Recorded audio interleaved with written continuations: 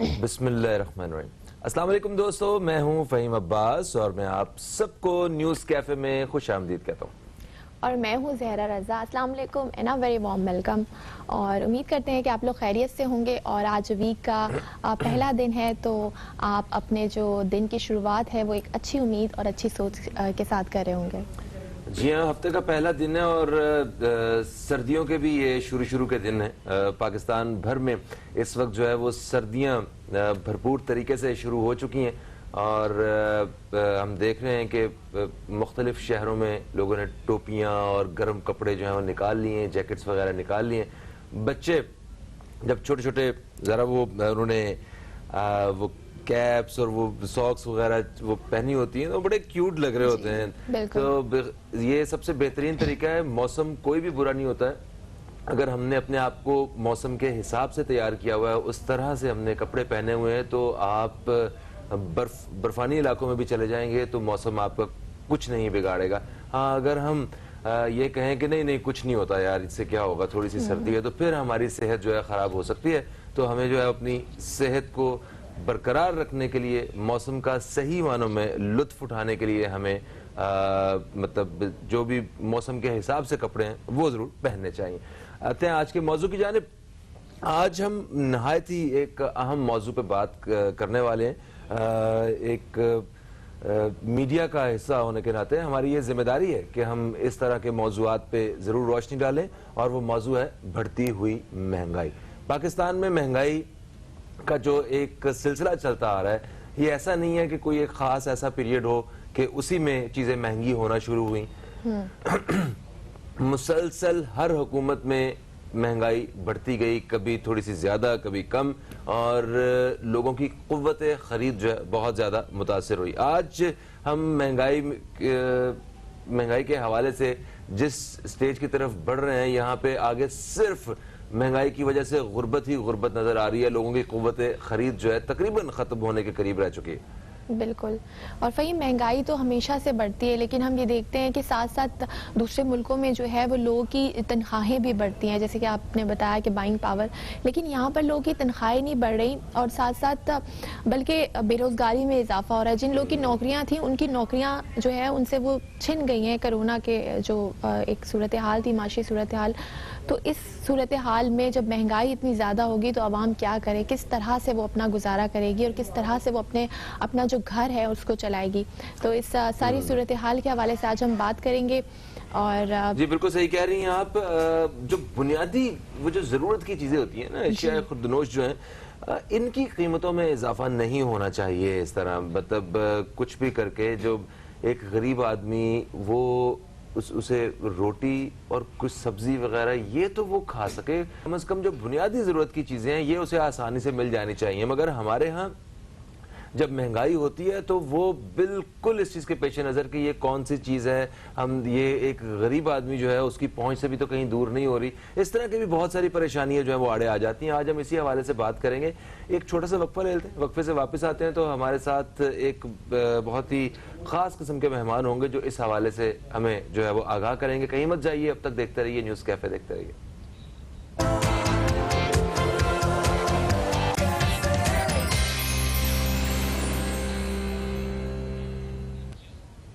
Welcome back. एक break के बाद आपको फिर से न्यूज़ कैफ़े में खुशामदीद करते हैं। मैं हूं ज़हरा रज़ा और मेरे साथ मौजूद हैं फ़हीम अब्बास। और आज हम बात कर रहे हैं मुल्क भर में जो महंगाई की सूरत हाल है उसके हवाले से। इसी मौजू पर बात करने के लिए हमारे साथ टेलीफोन लाइन पर मौजूद हैं शकील अहमद बेग साहब, जो कि चेयरमैन हैं कंज्यूमर राइट्स प्रोटेक्शन काउंसिल के। अस्सलाम वालेकुम सर। वालेकुम अस्सलाम।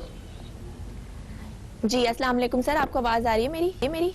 जी मुझे आवाज़ आ रही है। सर शो में आपको वेलकम करते हैं। कैसे हैं आप सर? मैं बिल्कुल ठीक ठाक, करम है अल्लाह का। जी सर, महंगाई के हवाले से हम बात कर रहे हैं। मुल्क भर में जो महंगाई की सूरत हाल है, आवाम ने उसका जीना जो है वो मुश्किल कर दिया है। ज़रूरियात ज़िंदगी की कोई भी चीज़ हम देखें तो वो तमाम चीज़ें जो है महंगी हो गई हैं। जिस चीज़ का पूछो तो वो उसकी कीमतें आसमान से बातें कर रही हैं।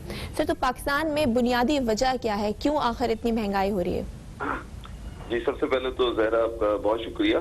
और आपका जो क्वेश्चन है कि महंगाई क्यों हो रही है, बेसिकली महंगाई इसलिए हो रही है कि जब किसी भी चीज को आप कंट्रोल नहीं करेंगे, किसी चीज के ऊपर आप अगर बंद नहीं बांधेंगे तो डेफिनेटली वो चीजें जो है ना फैलना शुरू होती है, और वो महंगाई इसी वजह से फैल गई है। और महंगाई की वजह जो दूसरी ये है कि लोगों के पास जो पैसा है किसी के पास वो बहुत ज्यादा, और कुछ ऐसे लोग हैं जो बेचारों के पास पैसा ही नहीं है। अब होता क्या है कि जो खरीदार जब महंगी चीजें भी आराम से खरीदता है ना, तो उसका नुकसान होता है छोटे खरीदार को।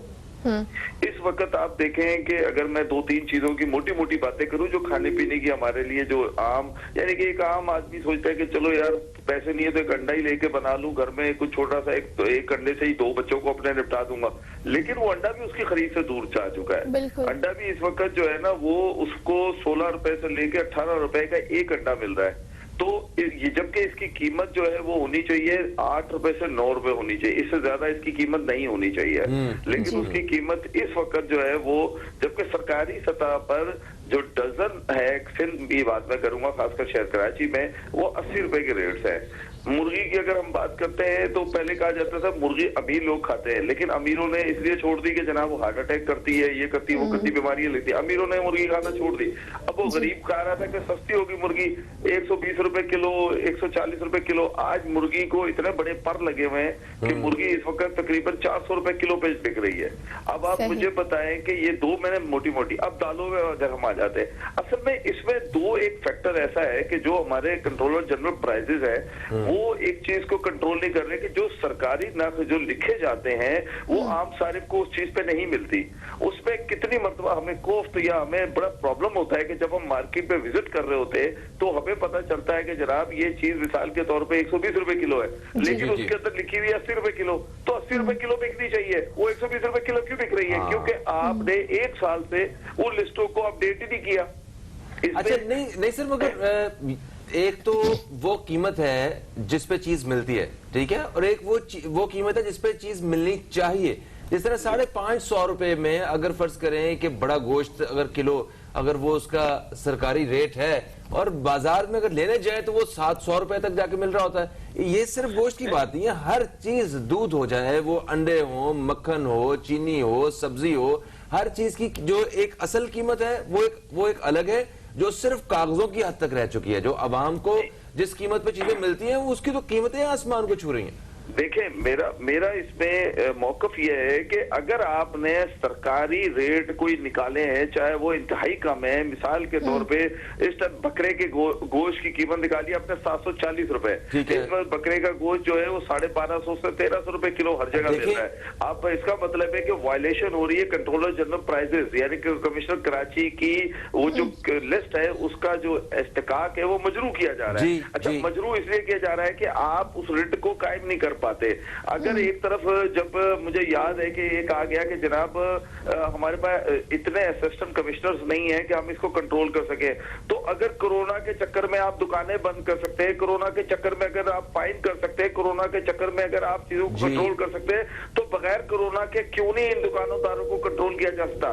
एक तो ये है कि इस तरफ तो मैं दुकानदारों की बात करूंगा, दूसरी तरफ मैं ये कहूंगा कि उनकी जो कीमत है जो भी है, देखिए मैं ठीक है, मैं वैसे तो कंज्यूमर राइट्स प्रोटेक्शन काउंसिल एक बात कर रहा हूँ, मैं सार्फिन की बात कर रहा हूँ, लेकिन दूसरी तरफ मुझे ये भी तो देखना है कि उसकी जो मार्केट जो कीमत होनी चाहिए क्या हम वो इस वक्त नाफिज कर रहे हैं? अब मैंने जैसे आपसे कहा कि जो ग्रोसरी की प्राइस लिस्ट है वो पिछले 1-1.5 साल से नहीं बनी है। अच्छा, इसमें मैं कसूरवार जहाँ कंट्रोलर जनरल प्राइजेस की उस लिस्ट को भी करार देता हूँ, तो वहां दूसरी तरफ मैं वो लोग जो दुकानें चला रहे उनको भी कहता हूँ कि यार आप फाइन करवाना तो मंजूर करते हैं, लेकिन आपकी अगर जोड़िया बाजार मार्केट में या किसी भी मार्केट में चले जाए, अगर आप वहां आकर असिस्टेंट कमिश्नर या इंक्रोचमेंट वाले छोटा सा एक किसी का दरवाजा भी तोड़ने लग जाए तो पूरी मार्केट हड़ताल कर देती है। तो अभी आपके 1 साल 1.5 साल हो गया, लिस्ट नहीं छपी, आपकी वो कीमतें उसमें नहीं दिखाई जा रही, तो आप क्यों नहीं बाइकाट कर रहे? क्योंकि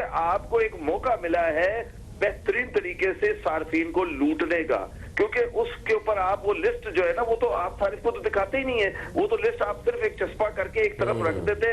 अब वो लिस्ट लगी है जी, बस ठीक है जी। मकसद ये है कि हमारे ताजिर जो बरादरी है उनको भी थोड़ा सा अपना जो है ना तरीकेकार को बदलना होगा। सही है, और इसके बगैर गुजारा नहीं होगा। लेकिन मैं आपको एक बात बता दूं फहीम साहब, इस वक्त अगर मैं इस कीमतों को देखूं ना, तो मुझे ऐसा लगता है नीम कह साली का रुझान पाया जा रहा है लोगों के घरों में। मैं आपको कल की बात बताता हूँ, मैं पुरानी बात ही बताता हूँ। मैं ऐसे ही खड़ा सब्जी वाले के पास बात ऐसे कर रहा था, गपशप कर रहा था उसके साथ कि यार कितने की क्या चीज आ रही है आजकल, क्या आ रही है। खातून आई, उसके बाद टोटल 50 रुपए थे। कितने थे? 50 रुपए थे।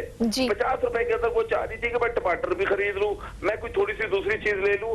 और उसको दुकानदार ने जिस तरह हकारत के साथ उसके साथ रवैया पेश किया, जिसकी वजह से मेरा उसका अच्छा खासा झगड़ा हो गया। हालांकि मैं तो ऐसे ही खड़ा था कि यार जरा पूछूं कि चीजें क्यों कम।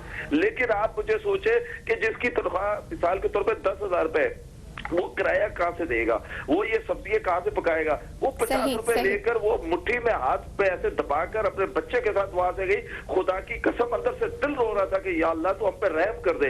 ये क्या क्या सोच के जा रही। इतनी महंगाई कर दी गई है, इतनी महंगाई। अच्छा, इसमें महंगाई मैं फिर से कहूंगा, अगर गवर्नमेंट की देखे, रियासत को कोई चैलेंज नहीं कर सकता।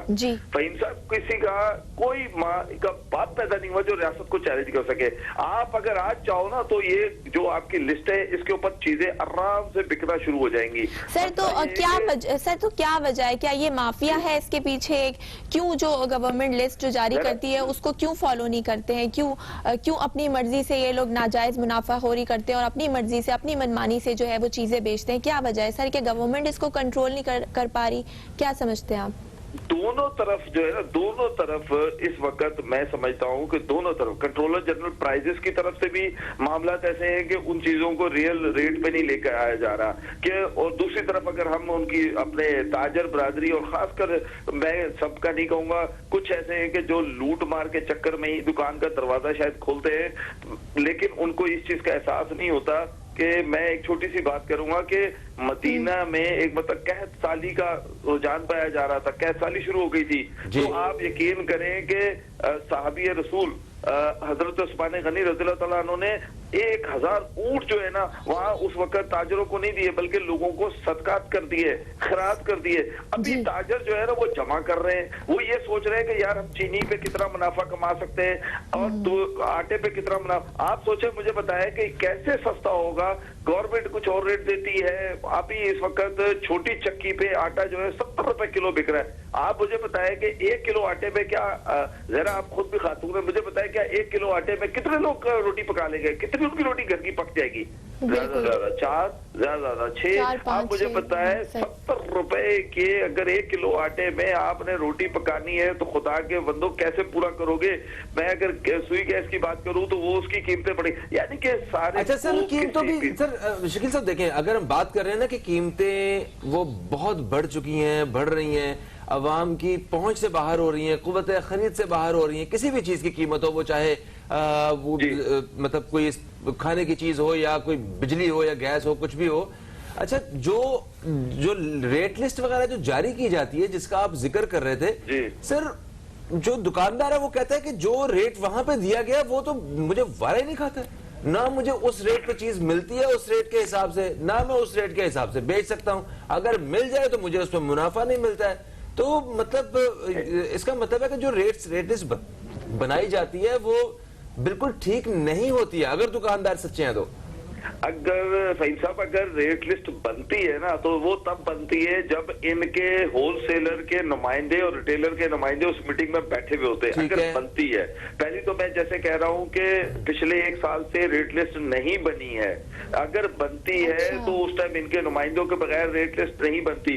1 साल से रेट लिस्ट नहीं बन रही, तो सब्जी वाली रेट लिस्ट भी नहीं आ रही। वो जो सब्जी की दुकानों पे हुआ करती थी वो भी नहीं है आजकल। क्या सर, रेट लिस्ट तो वो भी बन रही है। अच्छा, मैं आपको एक छोटा सा इस पे थोड़ी सी बता दूं, फ्रूट और सब्जी और अंडे और मुर्गी, ये रोजाना रेट लिस्ट निकलती है। और अभी अंडे के ऊपर एक छोटा सा कंट्रोलर जनरल प्राइजेस ने एक अच्छा स्टेप लिया है कि इसको सब्जी मंडी में वहां पर इसको ऑक्शन पे लेकर चले गए कि इसका ऑक्शन बिल्कुल पब्लिक के सामने हो। 2-3 दिन हुए, अभी ज्यादा दिन नहीं हुए, अब उसको ट्रायल बेसिस पे लेके जा रहे हैं कि ताकि वहां पर ऑक्शन इसका किया जाए। लेकिन दूसरी तरफ जो आपने रेट लिस्ट की, तो फ्रूट की रोजाना निकलती है, सब्जी की रेट लिस्ट उसकी क्या होता है कि जिसमें वो पैसे रखता है तिजोरी, उसके अंदर वो लपेट कर छुपा के रखता है, तो बिल्कुल सही रेट लिस्ट होते हैं, उसके अंदर इसका प्रॉफिट भी सही लगा होता है। अच्छा। मैं आपको बताऊं ये 3 रेट लिस्ट बिल्कुल ठीक होती है, लेकिन मसला ये है कि वो जो नाजायज मुनाफाखोरी उसको करनी है। टमाटर अगर उसने मिसाल के तौर पे 80 रुपए किलो बेचना है, तो वो उस टाइम 80 रुपए नहीं बेचना चाहता, वो उसको बेचना चाहता है 150 से 160 रुपए किलो। जितनी रिटेल में नाजायज मुनाफाखोरी चंद लोग कर रहे हैं, चंद ऐसे ताजर जिन्होंने, और अगर मैं थोड़ा सा इस एरिया थोड़ा सा छोटे मिडिल क्लास एरिया से निकल कर डिफेंस कलेक्टर में चला जाऊं, तो खुदा की कसम क्या वो इंसान नहीं बचते। पहले मैं कभी डिफेंस कलेक्टर की बात नहीं करता था, लेकिन आज मैं ये बात करता हूँ, वहां पर वही टमाटर 300 रुपए किलो पे जाके सार्फिन को मिलता है। अरे भाई वो भी तो सारिफ ही है, उन्होंने भी तो घर बार चलाना है। मसला क्या है कि इन्होंने सोचा हुआ है कि हमने पब्लिक को किसी भी सूरत में रिलीफ नहीं देना। अब इसमें मैं समझता हूँ कि किन्होंने सोचा हुआ है, जरा बताइएगा। कंट्रोलर जनरल प्राइसेस जो है वो डंडा उठा ले। ठीक है, ठीक है, उसके बगैर गुजारा नहीं होगा। ठीक है सर, हम इस हवाले से मजीद बात करेंगे, लेकिन फिलहाल प्रोग्राम में ब्रेक का कहीं मत जाएगा। नाजरीन देखते रहिए न्यूज़ कैफे।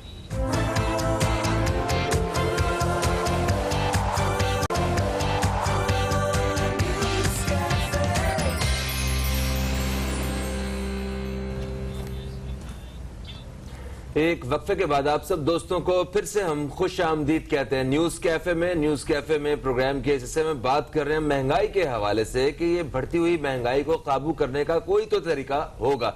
और हमारे साथ इसको टेलीफोन लाइन पे मौजूद हैं consumer rights protection council of Pakistan के चेयरमैन जनाब शकील बेग साहब। शकील बेग साहब, आज जहां हम मतलब इतने एक जिद्दत वाले दौर में दाखिल हो चुके हैं, हर एक के पास स्मार्टफोन है, हर चीज की एक ऐप बन चुकी है, तो क्या ऐसी कोई ऐप हुकूमत की तरफ से मुतारिफ नहीं की गई कि जहां हम अगर कोई चीज खरीदे किसी से और जो उसकी स्लिप है वो उस ऐप पे या मतलब कहीं ना कहीं एक ऐसा एक प्लेटफॉर्म हो जहां जमा करवा सकें, दिखा सकें कि ये फलाना दुकानदार है, इसने ये चीज मुझे इतने की दी है और उसके ऊपर एक्शन हो सके। एक बड़े पैमाने पे पूरे पाकिस्तान में कीमतों को कंट्रोल करने के लिए एक इस तरह का तरीकाकार इस्तेमाल करने के हवाले से कोई आपके नॉलेज में है, कोई काम हो रहा हो?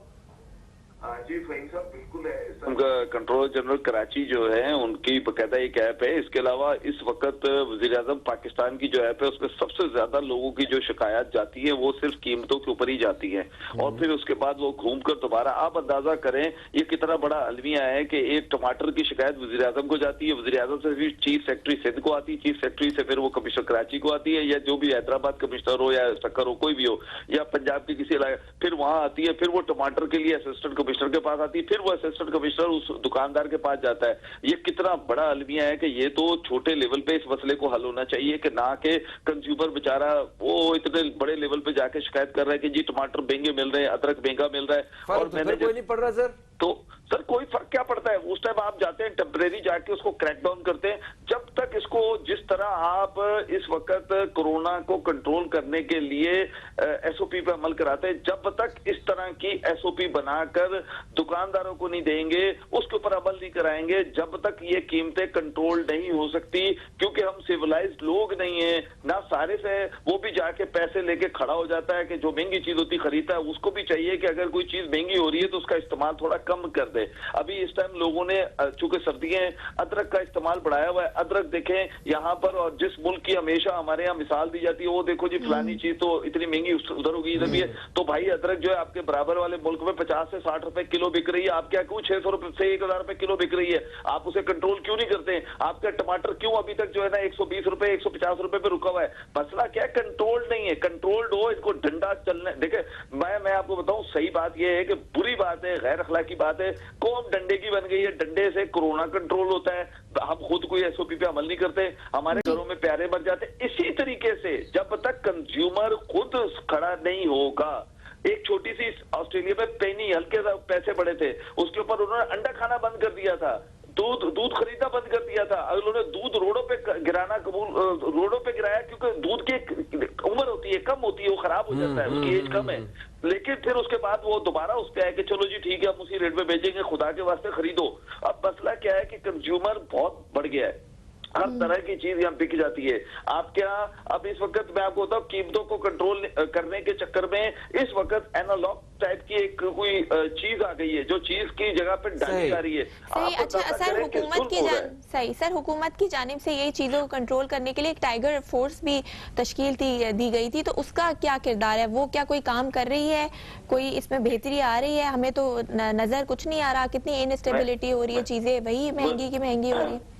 पूरे पाकिस्तान में कंज्यूमर बॉडीज काम कर रही हैं, वो रो के थक गई हैं, तो टाइगर आके टाइगर क्या कर लेगा? आवाजें निकाल सकते हैं। टाइगर तो बुरा नहीं मनाइएगा, मैं इस चीज को बिल्कुल, पहली बात है सिंध में तो टाइगर फोर्स है ही नहीं, वो है भी है तो सिंध की दूध से आगे पंजाब की तरफ है, KPK में है या उधर बलूचिस्तान में है, सिंध में तो टाइगर फोर्स है नहीं। लेकिन मैं ये कहता हूँ कि वज़ीर-ए-आज़म पाकिस्तान कंज्यूमर बॉडीज के साथ बैठ के काम करें।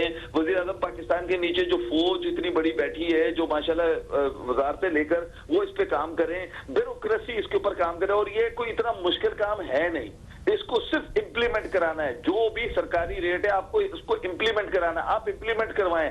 आपने जो रेट्स इस वक्त निकाल दिए हैं, जो आपने अपनी लिस्ट पे लिखे हैं, कम अज कम उसका इस्तेकाक तो पूरा करें। कम अज कम उतने में तो चीज मिलनी चाहिए, चाहे वो ज्यादा है या कम है। इस बहस पे हम नहीं पढ़ते। हम ये कहते हैं कि क्या एक आम बंदा जब मार्केट में गया है या एक खातून गई है घरेलू, तो क्या उसको मुर्गी उस रेट लिस्ट पे मिली कि जिसपे आपने 280 रुपए का रेट लिखा हुआ है या 180 रुपए का रेट लिखा है, उसको तो मिली 400 रुपए किलो? तो वायलेशन होगी ना आपकी लिस्ट की। फिर इसी तरह टमाटर के रेट अगर आपने 60 रुपए लिखे, वो आपको 150 रुपए किलो दे रहा है, वायलेशन होगी। फिर वायलेशन खाली रेट की इस तरह नहीं, और बड़े तरीके इन्होंने निकाले हुए। अच्छा शकील साहब, क्योंकि ये प्रोग्राम के इस हिस्से के आखिरी लम्हात हैं, आखिरी सवाल है आपसे। एक गरीब आदमी से, एक आम आदमी से ये पूछा जाए कि ये महंगाई क्यों हो रही है, तो वो सिर्फ एक बात करता है, कहता है ये महंगाई जो है ये इमरान खान कर रहा है। क्या वाकई ये सारी महंगाई जो है ये इमरान खान कर रहे हैं? जरा इस बारे में आप बताइएगा आम आदमी को। नहीं, बिल्कुल ऐसा नहीं है। 18वीं तरमीम के बाद, 80th अमेंडमेंट के बाद सूबों के पास ये एक ताकत होती है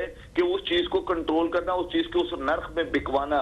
तो इसलिए मेरे ख्याल है कि ये गलत तासुर है। कोई भी वज़ीर आज़म हो, चाहे इमरान खान हो या XYZ कोई भी हो, हाँ ये जरूर है कि जहाँ इम्पोर्ट कोई चीज की जाती है तो वो डेफिनेटली पाकिस्तानी फेडरल गवर्नमेंट उसे कराती है। वहाँ आप फिलहाल तो जो चीजें आपके पास है, कुछ चीजें हम अपने नेबर ईरान से भी ले रहे हैं, मुल्क से। लेकिन कहने का मकसद ये है कि अगर आप इस चीज को देखें तो अब इस वक्त आप अब आकर अगर अवाम को खाने पीने की चीजें उस नर्ख पे नहीं मिलेंगी जो उसका, तो ये 18वीं तरमीम के बाद सूबों का काम है और उनकी इंतजामिया का काम है कि वो चीजें उस नर्ख पे बिकवाएं। बिल्कुल सही है। Thank you so much sir. Shakeel साहब, प्रोग्राम का ये हिस्सा है इख्तिताम की तरफ आ गया है, और हमारी ख्वाहिश है कि जो गरीब का बच्चा है वो भी वही खाए जो पाकिस्तान में अमीर का बच्चा खाता है। हमने ऐसे लोग देखे हैं जो अपने बच्चों को महीनों तक जो है कोई फ्रूट नहीं खिला पाते हैं। साल साल गुजर जाता है, ईद का दिन आता है तो ऐसे लोग भी हैं जो गोश्त चखते हैं।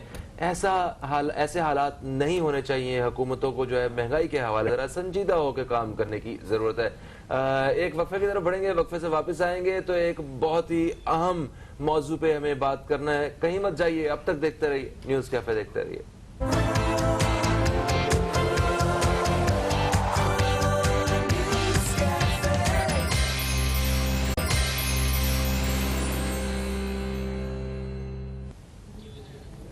Welcome back. एक ब्रेक के बाद आपको फिर से खुशामदीद कहते हैं। मैं हूं ज़हरा रज़ा और मेरे साथ मौजूद हैं फ़हीम अब्बास। और प्रोग्राम के इस दूसरे हिस्से में बात करेंगे हम मुल्क भर में जो कोरोना की सूरत हाल है उसके हवाले से। मुल्क भर में कोरोना की जो दूसरी लहर है वो बद से बदतर होती जा रही है। कोरोना केसेस में हम देख रहे हैं कि मुसलसल इजाफा होता जा रहा है और इस वक्त मुल्क भर में जो टोटल केसेस, मजमूई केसेस की बात करें तो वो 4,40,000 से ज़्यादा हो चुके हैं। एक्टिव केसेस 40,000 से बढ़ चुके हैं और NCOC के मुताबिक गुज़िश्ता 24 घंटों में मज़ीद 36 अफराद जो हैं वो जान की बाजी हार गए हैं। कहा जा रहा है कि कोरोना की जो दूसरी लहर है वो पहली लहर के मुकाबले में 3 से 4 गुना ज़्यादा ख़तरनाक साबित हो रही है और अगर SOPs की वायलेशन इसी तरह से होती रही तो ख़दशा है कि मज़ीद केसेस और बढ़ सकते हैं। हुकूमत आवाम को ख़बरदार कर रही है कि वो एहतियात से काम लें वरना सख्त फैसले भी किए जा सकते हैं, लेकिन हमारी आवाम अभी भी गैर संजीदा नज़र आ रही है। इसी हवाले से आज हम बात करेंगे। जी हाँ, इसी हवाले से आज हम बात करेंगे और हमारे साथ स्टूडियो में एक बहुत ही अहम मेहमान मौजूद हैं जो इस हवाले से आगाह करेंगे। हमारे साथ स्टूडियो में मौजूद हैं तजियाकार खालिद खान साहब। आपको खुशामदीद कहते हैं। अस्सलाम वालेकुम सर, कैसे हैं आप? बस आपकी दुआएं। जी माशाल्लाह, गुड है। आप बताएं कि आपके अजीज़ो क़रीब में सब खैरियत से हैं? मतलब ये कोरोना वायरस की वजह से? ऐसा नहीं है, ऐसा नहीं है।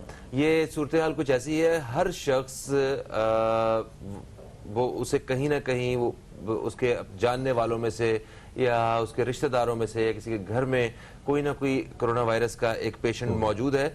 सिर्फ सिंध की अगर सूरत देखी जाए तो कल रात तक की जो रिपोर्ट है उसके मुताबिक 1,94,359 लोग जो है वो कोरोना वायरस का शिकार हो चुके हैं और पंजाब में भी 1.25 लाख से तादाद तजावुज कर चुकी है।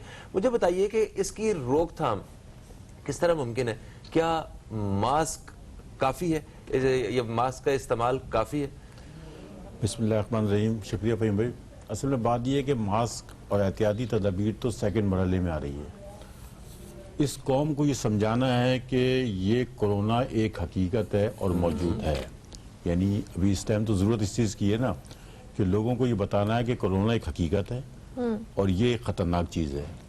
हो ये रहा है कि हमारी कौम को अंदाज़ा ही नहीं हो पा रहा है कि कितनी ख़तरनाक चीज़ है और उसकी वजूहत हैं।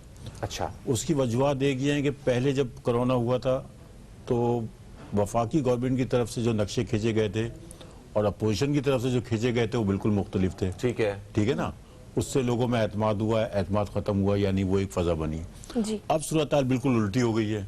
यानी अब अपोजिशन वो काम कर रही है जो पहले गवर्नमेंट वफाकी गवर्नमेंट कर रही थी और अपोजिशन ने उसमें थोड़ा सा हल्का हाथ कर लिया है। सही है। करने वाले यही लोग हैं। अब सिंध को आप ले लें कि सिंध में अगर जो कोरोना है, लाख सिंध गवर्नमेंट बोलती रहे ये करें, चालान हो रहा, सब कुछ हो रहा है, लेकिन जब आप यही जो है कि इसका अपने अमल के लिहाज से कि जी अब 27 तारीख को लाड़काना में जलसा होगा, फला जगह पे ये होगा, यानी ये सियासी बात कर रहा हूँ मैं आपसे कि इन चीज़ों ने एतमाद को कम किया है। आवाम चलती है अपने जो भी लीडर है उनकी बुनियाद के ऊपर। तो सबसे पहला तो काम यह है कि इसके ऊपर तमाम लोग अगर कौम के मुखलिस हैं, यानी वफाकी गवर्नमेंट हो, सिंध गवर्नमेंट हो, सियासी पार्टी हो, दीनी जमात हो, वेलफेयर इदारे हों, उनको एक पेज पर आना पड़ेगा कि ये ख़तरनाक बीमारी है जो एक हकीकत है। वो आने उनके मतलब इस यकीन दहानियों के बाद जब कौम को ये अंदाज़ा हो जाएगा तो उसके बाद फिर आता है कि ये एहतियाती तदाबीर कितनी अहम है। यानी इससे हम कंट्रोल कर सकते हैं, इससे हम जो माशरे के अंदर बेहतरी ला सकते हैं। जो बीमारी आई हुई है उसको बहुत काफी हद तक हम रोक सकते हैं। अंदाजा तो हो कि ये वाकई कोरोना वायरस है और इससे लोग मर रहे हैं। मतलब तो ये असल में एतमाद जो कौम को देना है और जो गवर्नमेंट नहीं दे सकी है। मतलब ये है कि वो इसके अंदर थोड़ा सा ये अपने अपने लिहाज से अपनी अपनी जगहों पे तो लगे हुए हैं, लेकिन वो एतमाद देने की जो बुनियाद है वो कमजोर है गवर्नमेंट। सही। तो सर जैसा कि अभी कहा जा रहा है कि जो कोरोना की दूसरी लहर है वो पहली लहर के मुकाबले में 3 से 4 गुना ज़्यादा ख़तरनाक साबित हो रही है। तो सर ऐसे में अगर अभी भी आवाम जो है वो गैर संजीदा होती है और केसेस मज़ीद बढ़ते हैं तो हमारा हेल्थ सिस्टम जो है वो तो इतना काबिल नहीं है कि हम उसको किस तरह से हम डील करेंगे सर इस सिचुएशन? देखें अभी जो मैंने देखा है वेंटिलेटर के ऊपर शायद 300 कुछ अफराद हैं, 48 जो वेंटिलेटर पर हैं पूरे पाकिस्तान में। और जो दावे किए जा रहे हैं कि वो जो है कि इसका इंडस में इतने हैं, फलां पे इतने हैं, यानी हज़ारों की तादाद में वेंटिलेटर मौजूद है। लेकिन एक चीज़ ये भी देखिए कि वहाँ पे जब जाओ तो कहते हैं जी वेंटिलेटर नहीं है हमारे पास। जी हाँ। यानी ये जो चीज़ आ रही है और इंटरनल जब पता करो तो पता चलता है कि खाली पड़े हुए हैं वो। जी। तो ये मतलब कितनी हकीकत है, चले मतलब एक राय हो सकती है मेरी उसमें मतलब थोड़ी सी वो, लेकिन ये एक चीज़ है मतलब लोगों को आ रही है कि जी वेंटिलेटर नहीं है। जो गवर्नमेंट के सर्वे आ रहे हैं वो भी आ रहे हैं कि 348 के करीब वेंटिलेटर के ऊपर लोग हैं, इसका मतलब है हज़ारों खाली हैं। तो अब इस सूरत हाल के अंदर गवर्नमेंट को जो एहतियाती तदाबीर या जो मामलात करने चाहिए वो ये है कि कितने, ये हकीकत है कि हमारे पास वो वसाइल नहीं है कि अगर एक तेज़ी के साथ फैले। यानी इस दफ़ा जो कोरोना आया है वो आप सही कह रही हैं कि 4% ज्यादा आया है। और उसकी वो निशानियां भी तब्दील हो गई है जो पहले हुआ करती थी। यानी अब तो ये कि इतनी जल्दी, मेरे अपने करीबी दोस्त, मेरे डॉक्टर समीन एक थे बेचारे, बहुत ही मतलब इस बारे में उन्होंने खिदमत अंजाम दे रहे थे, वो उनको हुआ और मेरे ख्याल में शायद 5 दिन के अंदर जो है अब ये मतलब उनकी राय तो ये थी कि कोरोना नहीं है, फैमिली की भी, लेकिन ये कि 5-6 दिन के अंदर उनका जो है कि इसका इंतकाल हो गया, जो कि मतलब ये एक वाक़या नहीं है, बेशुमार हमारे दोस्त हैं, करीबी हैं। यानी पहली बार ऐसा हुआ है कि मेरे अपने करीबी दोस्तों में ये सूरत हाल पैदा हुई है। अल्लाह ताला उनकी मग़फ़िरत फरमाएं और सबके लिए आसानियां पैदा करें। एक वक्फे से वापस आते हैं तो मजीद इसी हवाले से बात करते हैं, कहीं मत जाइए, अब तक देखते रहिए न्यूज़ कैफे, देखते रहिए।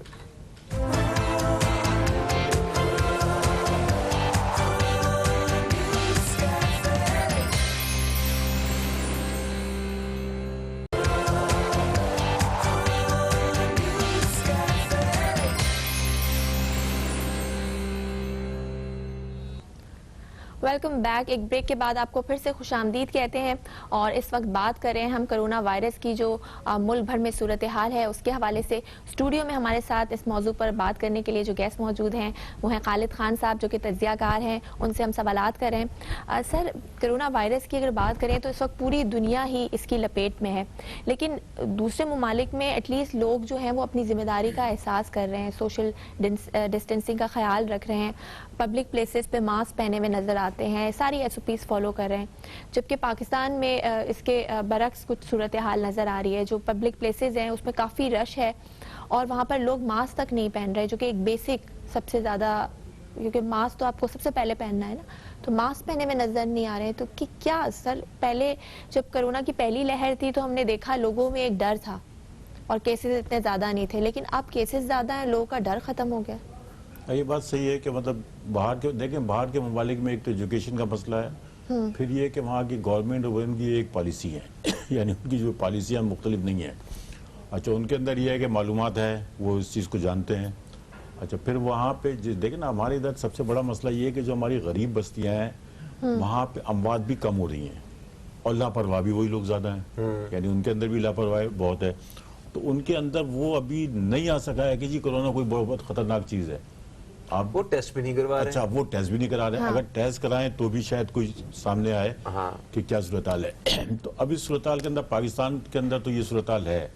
अच्छा, अब हो ये रहा है कि बहुत सी चीज़, जिस तरह के फर्ज का मास्क है 50-50, 60-70 रुपए चला गया था पिछली दफा, जी है ना, अब 10 रुपए का मिल रहा है, 5 रुपए का भी मिल रहा है, 5 रुपए का मिल रहा है। बल्कि बेशुमार जगहों पे तो लोगों ने डब्बे रख दिए हैं, जो इदारे हैं उन्होंने कर दिए। तो अब वो चीज़ तो नहीं रही है, आप जाएं ले लें, 5-10 रुपए कोई बड़ी चीज नहीं है। और वैसे भी ये खुद भी कपड़े से बना के पहना जा सकता है, कोई ऐसा नहीं है कि मास्क महंगे हैं तो हम नहीं इस्तेमाल कर पा रहे, ये कोई बहाना नहीं। दूसरी बात एक ये कि गवर्नमेंट जो है ना, वो या फेडरल गवर्नमेंट या सूबाई गवर्नमेंट उनका ये तो दावा है कि जी हमने पिछली दफा शिकस्त दे दी और रूरू तकब्बुर जिसे कहते हैं ना लेकिन हो ये रहा कि इन्होंने मास्क तक लोगों को दें ना जी, आम पब्लिक के अंदर दें, तकसीम करें, मतलब कोई इतनी बड़ी चीज नहीं है। बेशुमार फार्मास्यूटिकल कंपनी है जो पिछली दफा उन्होंने दवाइयां जो होती वो कर दी थी, ये बनाना शुरू कर दिए थे जी, यानी उनकी इतनी आमदनी थी।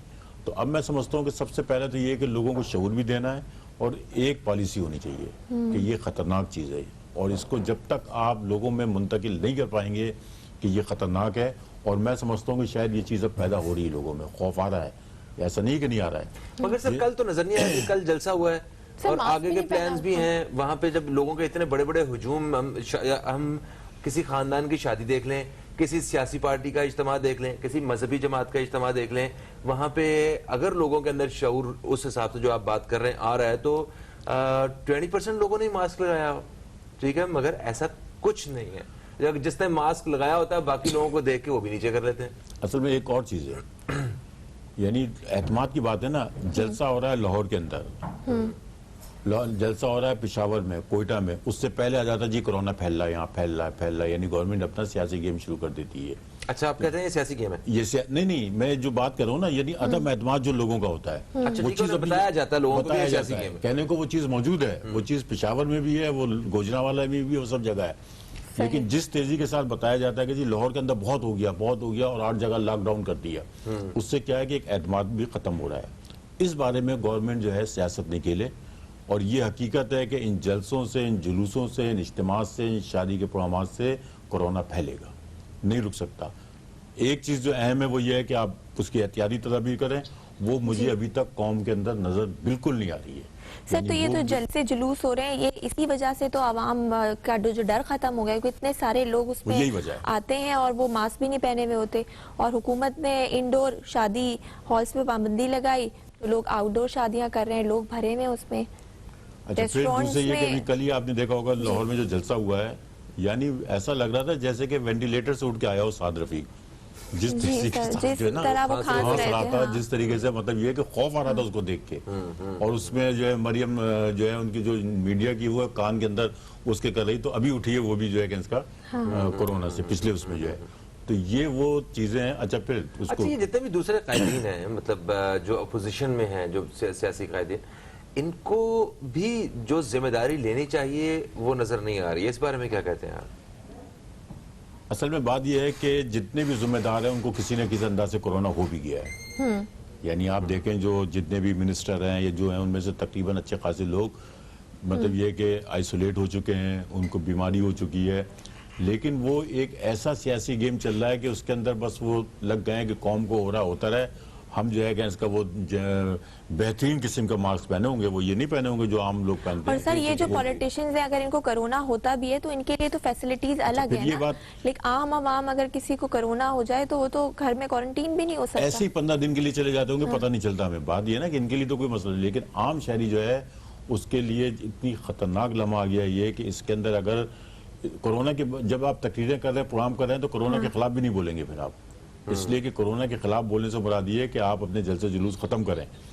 अब वो ये रहा है कि कोरोना के लिए जिस तेजी के साथ पीस पार्टी मुस्लिम लीग पिछली दफा बोल रही थी, अब वो खामोश है, अब गवर्नमेंट जो है वो उसको ज्यादा उछाल रही है, तो ये तजाद जो है इस मुल्क के लिए नुकसानदेह है, और मैं समझता हूँ कि गरीब अवाम के लिए भी इंतहाई नुकसान। अच्छा, अल्लाह ताला हमें इस परेशानी से और इस मुश्किल वक्त से हमें महफूज रखे। ऐसे लोग जिनके घरों में कोरोना वायरस का कोई पेशेंट निकला है, और हमने देखा है कि कुछ दिन बाद कोई ऐसा घर का फर्द भी मौजूद नहीं जो उस पेशेंट को लेके जा सके, क्योंकि सबके सब जो है वो कोरोना पॉजिटिव हो चुके हैं, और उनमें से किसी एक को अगर या दो को, किसी बुजुर्ग को अगर हॉस्पिटल में आपने दाखिल करवा दिया है तो उसकी वजह से भी वो मतलब खुद भी वो इस काबिल नहीं है किसी को लेके जा सके, तो बड़ी एक अजीब सी कैफियत है।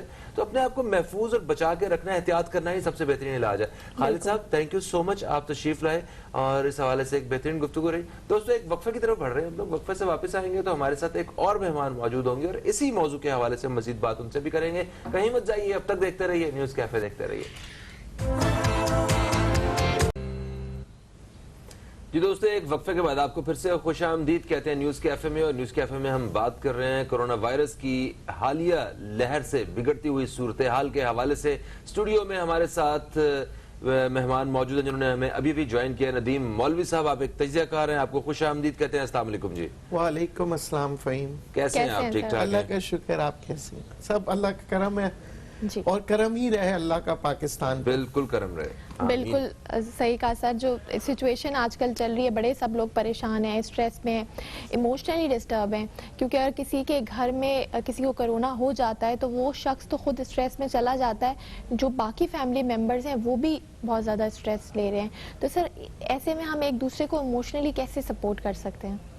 देखिए, सबसे पहली बात तो ये है कि दवाई से ज़्यादा जी जो काम देती है वो रिश्ते, मोहब्बत, एहसास। जब आप ये अच्छी एहसास दिलाएंगे और जब आपके रिश्ते आपके साथ दे रहे हो, आपके रिश्तेदार, मोहब्बत हो, तो दवाई से ज्यादा काम करती है। देखिए, इंसान को हिम्मत जो होती है ना, हाँ। वो मरते हुए इंसान को जिंदा कर देती है। बिल्कुल। और अगर आप किसी को अच्छे अल्फाजों में याद ना करें या उससे बात ना करें या उसके साथ अच्छे रिश्ते ना रखें, जीते जी इंसान मरता है। तो हमारे यहाँ जब ये जो वबा फैली है, तो एक तो ये होता है कि लोग जो इसको अछूत की बीमारी समझ के उससे नफरत करते हैं। देखिए, ये अछूत की बीमारी है, लगती है एक दूसरे से, पर हमें बीमारी से और जो इंसान बीमार है, हाँ। उससे नफरत नहीं करना है, हमें उसकी रेमेडी ढूंढनी है। हमें ये करना है कि वो इंसान को पहले तो मॉरली आप सपोर्ट करें जी। हमारे यहाँ क्या, उसको कोविड हो गया, दूर रहना बिल्कुल। अच्छा, फिर मदद भी नहीं करते, यानी कि ये सोचे कि भाई इन शख्स को कोविड हुआ है, इसके बीवी बच्चों को खाना कौन खिलाएगा, चलो छोटा सा लिफाफा पैसे में डाल के इनके घर पे पहुंचा दूं, ठीक है, ये नहीं होता मदद। दूसरा, चलो भाई खाना जो है कुछ अच्छे से खाना बना के ताकि इम्यून सिस्टम अच्छा हो। देखिए मछली है बहुत महंगी है, हाँ। मगर इम्यून सिस्टम बेहतरीन करती है। अब एक आम आदमी मछली नहीं खरीद सकता और एक साहिब हैसियत है वो मछली खरीद के पका के अगर भिजवा दे तो क्या इम्यून सिस्टम अच्छा हो जाएगा। फल है, फल बहुत महंगा होता है, गरीब आदमी नहीं खरीद सकता, तो फल खरीद के, फल की एक टोकरी खरीद के भिजवा दे। ये वो चीजें, पर हमने क्या किया है, हमने सदका करके सड़कों पे जो फकीर है उनको दे देना है, बड़े बड़े इदारों में देना है। सफेद पोश लोग मुख्तलिफ मोहल्लों में, इलाकों में रह रहे हैं। और देखिए हमारे यहाँ तो एक ट्रेडिशन, एक कल्चर था कि जब घर पे कुछ बनता था तो पड़ोस में देते थे। जी हाँ। तो अब वो नहीं रहा। अब जैसे ड्राई फ्रूट्स हो गए, अब ड्राई फ्रूट्स बहुत महंगा है, यानी सोच भी नहीं सकते। देखिए ये सब चीजें जो हैं वो ताकत देती है कोविड-19 को लड़ने के लिए। कोविड-19 के लिए हमें मजबूत होना पड़ेगा कोरोना से ज्यादा। ठीक है। अच्छा सर देखें, जो साइकोलॉजिकल भी बहुत सारे इश्यूज हैं, जिसमें एक बहुत बड़ा नुक्ता तो ये है कि लोग इसको तस्लीम नहीं कर रहे ज़हनी तौर पे अभी भी कि ऐसा इतनी खतरनाक बीमारी नहीं है। ठीक है, अब किस तरह यकीन दिलाया जाए लोगों को? क्या इनके जब प्यारे जब जाएंगे तब उन्हें यकीन आएगा? फिर दूसरा, जो लोग मतलब इससे रिकवर कर रहे हैं या वो भी अच्छे खासे साइकोलॉजिकल इश्यूज जो है लेके अपनी जिंदगी जो है वो शुरू कर रहे हैं, तो मैं थोड़ा सा इस हवाले से नफ्सियाती तौर पे थोड़ा सा आप आगाह करें इन्हें कि किस तरह अवाम को जो है इस मुश्किल वक्त में एक दूसरे की मदद करनी चाहिए और अपनी मदद करनी चाहिए। देखिए सबसे पहले तो फ़हीम मैं एक चीज वाजे कर दूं कि ये कोविड-19 एक हकीकत है, क्योंकि बहुत से लोगों से मैं मुलाकात करता हूँ, यार कुछ नहीं होता। हाँ। ठीक है, अगर कुछ नहीं होता तो साबका वजीर आजम अमरीका के उससे ज्यादा तो हेल्थ के, जैसे कहते हैं ना छींक आती है तो 20 डॉक्टर खड़े हो जाते हैं। जी जी, उनको हो गया। ठीक है जी, वजीर आजम जो आपके बरतानिया के, जैसे कहते हैं ना सल्तनत बरतानिया, यानी कि उससे बड़ा पावरफुल कंट्री कोई नहीं है, उनको हो गया। हमारे यहाँ फिर लोग कहते हैं यार वो तो गुनाहगार थे, तारिक जमील साहब, उनको हो गया, जो कि मौलाना अल्लाह को मतलब अल्लाह के दीन फैलाने वाले इंसान। जी जी जी, ठीक है, तो अब यहाँ पे कोई अच्छा कोई बुरा, कोई मुसलमान कोई हिंदू कोई काफिर का नहीं है, ये एक इम्तहान है। ठीक है, उस इम्तहान से गुजरना है। ये वबा जो होती है, ये दीनी तौर पे भी ये कहा गया है कि ये एक तरह से इसको एक वक्ती तौर पे ये आएगा। इसका सामना करना है, ना भागना है और ना डरना है। देख हमारे तो दीन इतनी बहुत सी बातें हमें कहता है। अच्छा फिर क्या है कि हम हौसला हार जाते हैं। हौसला नहीं हारना है। देखें बात ये होती है एहतियात। हम जब मस्जिदों में जा रहे होते हैं ना, तो हम ये कहते हैं अल्लाह अल्लाह निगहबान है, कोई मसला नहीं होगा। ठीक है, अल्लाह निगहबान है, पर ये उस वक्त ये हमें रखना चाहिए जब अल्लाह ना करे हमें कोविड हो जाए, तो ये एतकाद जो है ना इसको डबल कर दे, डोज को डबल कर दे कि यार अल्लाह है, मुझे कुछ नहीं होगा, मौत बरहक क्या करूं नहीं, मगर उस वक्त नहीं जब एहतियात करना है। हाँ। एहतियात करते वक्त अल्लाह पाक कहता है तुम अशरफुल मखलूकात हो, अपने जहन को इस्तेमाल करो। वबा के बारे में कहा गया है कि वबा आएगी, ना आप उस शहर को छोड़ के जाएं, ना आप उस शहर में दाखिल हो। सही है। हाँ, ठीक है, ठीक है। तो अशरफुल मखलूकात क्यों कहा गया था? अल्लाह पाक ने जब शैतान से कहा कि ये मेरे बंदे हैं, तो शैतान ने क्या कहा था कि इन्हें क्यों आपने, अगर हम इतनी अशरफ मखलूक है तो हमें कम से कम ये बात समझ आ जानी चाहिए ना। भेड़ बकरियां तो नहीं है कि हमें कोई एक डंडे से ही मास्क पहनाएगा या हमें जो सारे एसओपीज की जो गाइडलाइन है ये तभी मिलेगी। हमें खुद ब खुद अंडरस्टैंड करनी चाहिए ये बात अवाम को। फ़हीम पहली दफा जब ये कोविड-19 हुआ उसमें कामयाब क्यों हुए? क्योंकि लोगों को एक खौफ था। ये जो खौफ होता है ना, ये बहुत सी चीजें करवाता है, हुकूमत नहीं करवाती। हुकूमत आप बेशक दुकानें बंद कर दें, सब कुछ कर दें, फिर भी कोविड-19 को कंट्रोल नहीं कर सकते जब तक कि आप लोगों के जहन में ये बात ना डाल दें कि ये कोविड-19 एग्जिस्ट करता है। मैं नहीं चाहता कि खौफ से आप उनके दिमागों में डालें, क्योंकि खौफ इंसान को मारता है। और ये खौफ ही था शुरू में जो लोग नहीं निकलते थे, मगर सही अब बात है, हाँ। क्यों कहते हैं कि दूसरी वबा बहुत ज्यादा होगी, क्योंकि जब इंसान बेएहतियाती करता है, कहता है यार पहले हुआ, कौन सा हुआ मुझे, ये बेएहतियाती जो है ना, इंसान ओवर कॉन्फिडेंस, दुनिया की हर चीज आप देखने चलें, बीमारी को छोड़ दें, आप कोई भी कारोबार करते हैं, आप एक्टिंग कर लें, एंकरिंग कर लें, कुछ भी कर लें, ओवर कॉन्फिडेंस मारता है। जब आप बहुत अपने आप को समझते हैं कि जी मुझे सब कुछ आता है, और सर ओवर कॉन्फिडेंट हो गए हैं हम ओवर बिल्कुल कॉन्फिडेंस हो गए हैं, बिल्कुल सही कह रही हैं। अब आप देखें बहुत सी जो लोग हैं, खास तौर पे हमारे यहाँ, मैं आपको बताऊं, जो काम माएँ कर सकती हैं, खवातीन कर सकती, मर्द नहीं कर सकता। क्यों?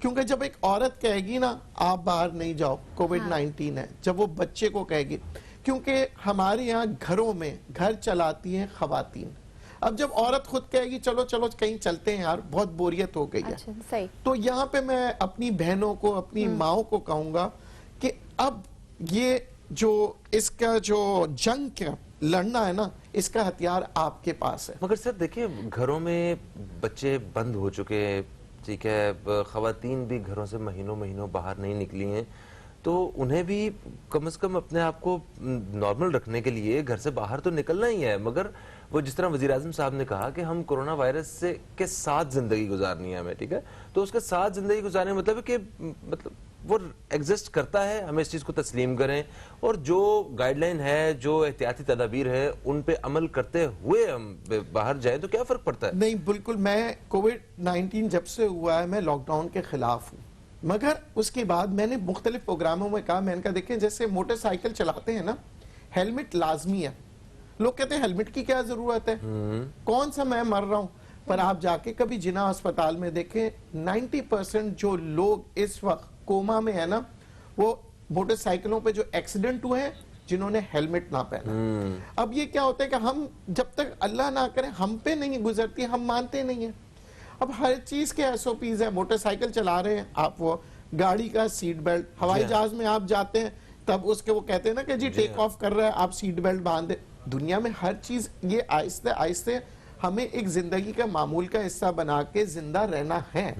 मगर मैंने इसलिए अपनी माँ बहनों को कहा क्योंकि एजुकेशन जो है ना वो माँ बहनें ही दे रही होती है, खवातीन की जिम्मेदारी ज्यादा है यहाँ पे, ठीक है, क्योंकि वो एक तब्दीली लाती है। क्योंकि हमारे यहाँ बास वक्त मर्द हजरात जो है ना, जो मैंने कहा ना, ओवर कॉन्फिडेंस हो जाते हैं कि यार कुछ नहीं होता, बहुत कुछ होता है। जहन में रखिएगा, अगर एक शख्स को होता है तो फिर अगर फर्ज करें आपके माँ बाप बूढ़े हैं, उनको खतरा है, यानी कि सर हमें अपने लिए नहीं, लेकिन हम ऐसा हो सकता है कि हमारी इम्यूनिटी बहुत ज़्यादा स्ट्रांग हो, लेकिन जो हमारे साथ रह रहे हैं, हमारे साथ बच्चे भी होते हैं, घर में बुजुर्ग भी होते हैं, वालिदैन भी होते हैं, तो उनको ये लग सकता है और हमें उनका ख्याल रखना है। बहुत बहुत शुक्रिया महमूद साहब, आपने हमें वक्त दिया और प्रोग्राम में मैं एक छोटी सी बात करते हुए मैं आपको बताऊं, अगर बोरियत हो रही है ना, घर ही के अंदर माहौल ऐसा पैदा करें कि खुशी हो जाए। Thank you so much, thank you so much Nadeem भाई।